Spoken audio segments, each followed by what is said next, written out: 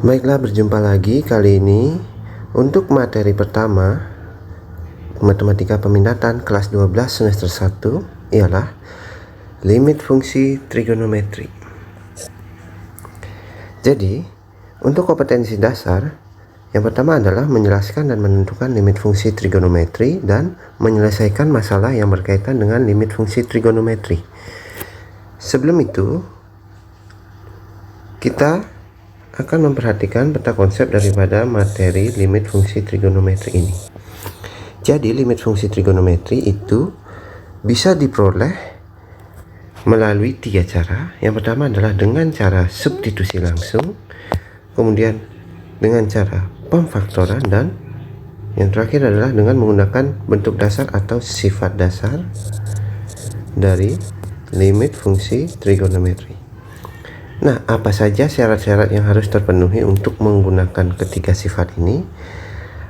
Oke, untuk yang pertama kita akan bahas tentang menentukan nilai limit fungsi trigonometri dengan substitusi langsung. Jadi, konsep daripada limit fungsi trigonometri itu hampir sama dengan limit fungsi aljabar yang sudah kalian pelajari pada kelas 11 semester 2. Jadi, misalkan untuk fx, di mana fx adalah fungsi trigonometri, limit fungsi trigonometri fx untuk x mendekati suatu sudut tertentu, misalnya di sini adalah sudut A, adalah nilai fungsi fx untuk x mendekati A, baik dari kiri maupun dari kanan, dan ditulis sebagai berikut. Jadi, cara kalian membaca bentuk limit ini adalah limit fx untuk x mendekati A sama dengan L. Dengan L itu adalah nilai fx untuk x mendekati A, dan A adalah besar sudut dalam radian. Jadi untuk memahami tentang besaran sudut radian, kalian ingat saja bahwa V rad atau V radian itu sama dengan 180 derajat. Jadi, misalkan kita di sini memiliki V/2 rad, maka itu sama dengan V itu kita substitusi menjadi 180 derajat per 2. Oke. Jadi ini per 2 dipindah, maka nilainya adalah 90 derajat. Begitu juga untuk V/3 itu sama dengan 180 derajat per 3 sama dengan 60 derajat, dan seterusnya.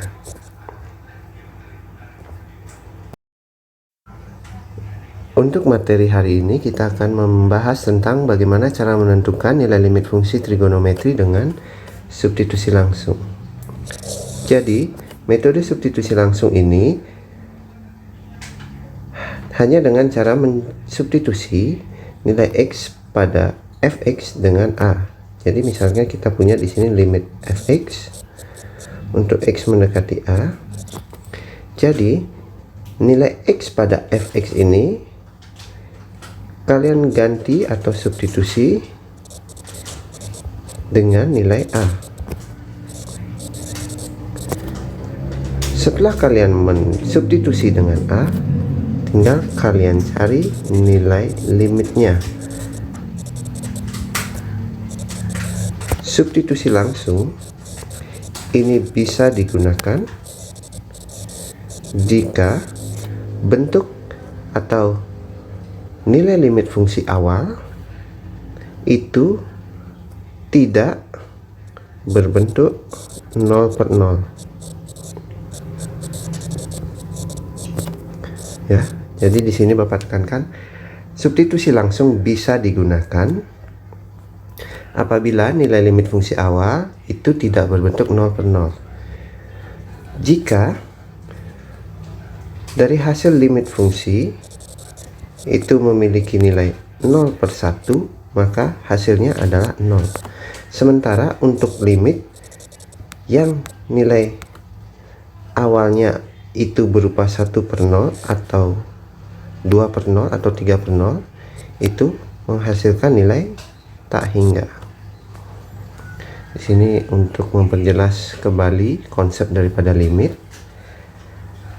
Sedangkan untuk konsep daripada menentukan nilai limit fungsi trigonometri dengan substitusi langsung akan kita bahas pada contoh berikut ini. Berikut ini adalah contoh cara menentukan nilai limit fungsi trigonometri dengan menggunakan metode substitusi langsung. Yang pertama, nilai limit fungsi 1 per cos X untuk X mendekati 0. Jadi yang harus kita lakukan pertama adalah mensubstitusi atau mengganti nilai X dengan 0. Limit 1 per cos X untuk X mendekati 0 sama dengan 1 per cos X kita ganti dengan 0 sama dengan 1 per cos 0, itu hasilnya adalah 1 ya. Cos 0 itu sama dengan 1, maka 1 per 1 adalah 1.